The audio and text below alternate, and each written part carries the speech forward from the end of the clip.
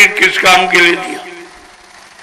अगर उसको तुम्हारे से कमाई कराना होता तो उसके पास में ऐसे शरीर जो रात दिन कमाते, बैल है, घोड़ा है, खच्चर है, गधा, ये रात दिन कमाती, इसी में आपको जन्म दे देता। लेकिन मानो अनमोल मंदिर आपको कभी नहीं दिया। अगर परमात्मा को आपसे बाल बच्चे औलाद पैदा कराना होता तो उसके पास दो ऐसे शरीर है, एक कुत्ते का, एक सुअर का, जो एक बार में 5-5, 7-7 बच्चे पैदा कर आपको उसी में जन्म देकर और भोगों की प्यास बुझा देता।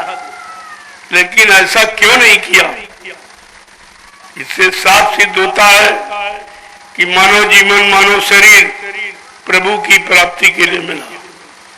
अगर प्रभु की प्राप्ति न हुई तो ये मानव जीवन व्यर्थ माना जाएगा और फिर आपको मिलेगा नहीं, और इसकी सजा मिलेगी आपको कि हमने तुमको मानो अनमोल शरीर दिया, तुमने गंदे काम क्यों किए, तुमने ये पाप, हिंसा, हत्या क्यों की, तुमने चोरी, डकैती, बलात्कार करके जीवों को परेशान क्यों किया, उनको मतलब तरह तरह से दुखी क्यों किया, ये सब पूछा जाता है।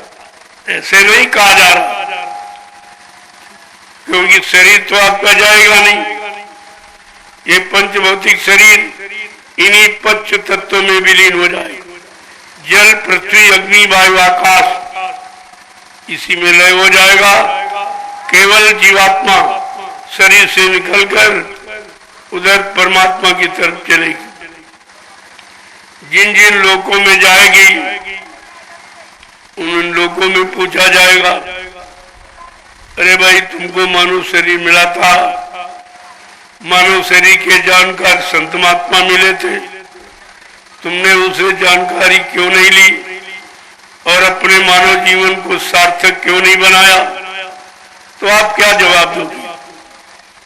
ये हर लोक मंडल में जब यहां से निकलकर जीवात्मा देवलोक में पहुंचे, ये देवी देवता यहाँ नहीं, यहाँ तो नकल बनाई गई, पत्थर की, कागज, कैलेंडर की नकल।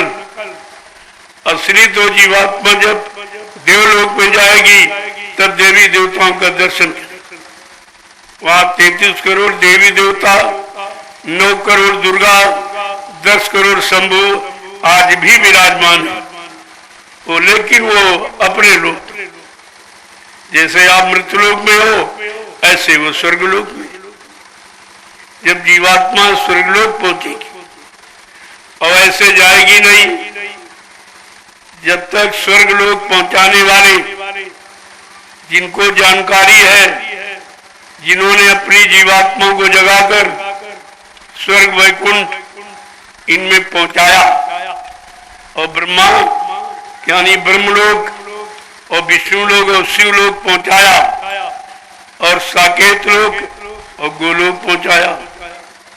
वो जब मिलेंगे तब इसी मानव शरीर में जीवात्मा को जगाने की युक्ति नाम आधार, नाम डोर शब्द डोर पकड़ाएंगे, इसी को नामदान कहते हैं। ये अमोलक चीज है और ये कलयुग में दी जा रही, अन्य युगों में नहीं।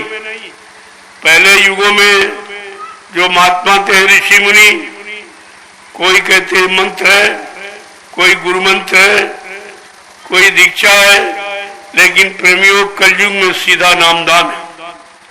पहले लोग गुरुमंत्र देते थे, दान दक्षिणा लेते थे, राजपाट दान में ले ले, विश्वामित्र ने लिया सब कुछ, और पत्नी और पति बच्चों को भी खुआ दिया।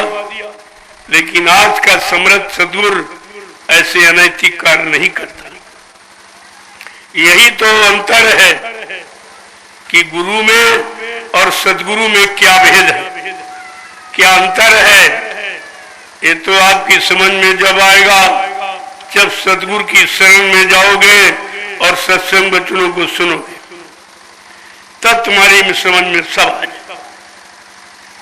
जब ये जीवात्मा ऊपर के लोकों में जाएगी, सबको देखेगी, जब ब्रह्मलोक में पहुंचेगी तो ब्रह्मा जी का साक्षात्कार कर दर्शन करेगी, और विष्णु लोक में विष्णु भगवान का दर्शन करेगी, शिवलोक में भगवान शंकर का दर्शन करेगी, साकेत लोक में भगवान राम का दर्शन करेगी, और गोलोक में भगवान कृष्ण का दर्शन करेगी।